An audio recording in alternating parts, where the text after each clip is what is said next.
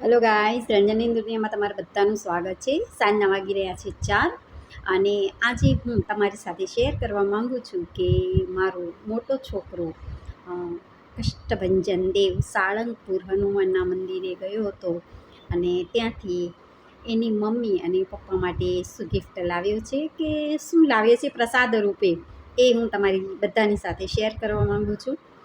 તો ચાલો વધારે વિડીયોને લાંબો ન કરતા હું તમારી સાથે એ બધી ચીજ વસ્તુઓ શેર કરીશ. જે મારો દીકરો મંદિરે ગયો હતો, સાળંગપુરના મંદિરે દાદાના દર્શન કરવા, અને ત્યાંથી અમારા માટે લઈ આવ્યો છે. તો સૌથી પ્રથમ તો આપણે આ પ્રસાદ જોઈશું, કારણ કે મંદિરે જાય એટલે પ્રસાદ તો આવવાનો જ છે.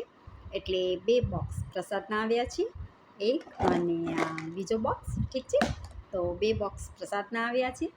પછી આ દાદાની ગદા લાવ્યો છે. એણે એમ કીધું કે આ પપ્પા માટે લાવ્યો છું દાદાની ગદા. અને નંબર 2 કે આ દાદા છે અને એ ઓમમાં છે, સમજી ગયા. આ દાદાનું જે તમે ચિત્ર જોઈ શકો છો, તો ભોલેનાથની અંદર દાદા સમાયેલા છે એવું આ પ્રતીક છે.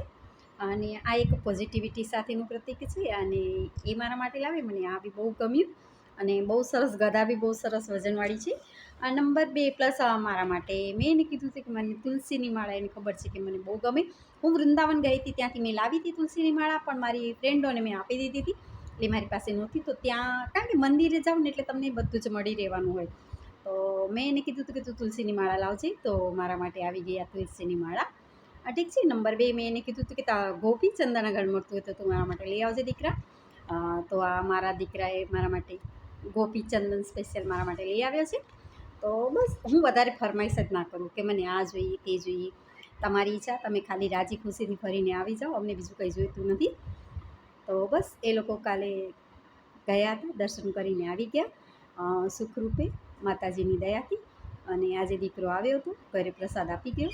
તો મને એવું લાગ્યું કે આ વ્લોગ હું તમારી સાથે શેર કરું કે મારો દીકરો મંદિરે ગયો તો સાળંગપુર તો મારા માટે શું શું લાવ્યો. તમને આ જો બધી વસ્તુ ગમી હોય તો વિડીયોને લાઇક શેર સબસ્ક્રાઈબ જરૂર કરજો. ચલો બોલો કષ્ટભંજન દેવની જય.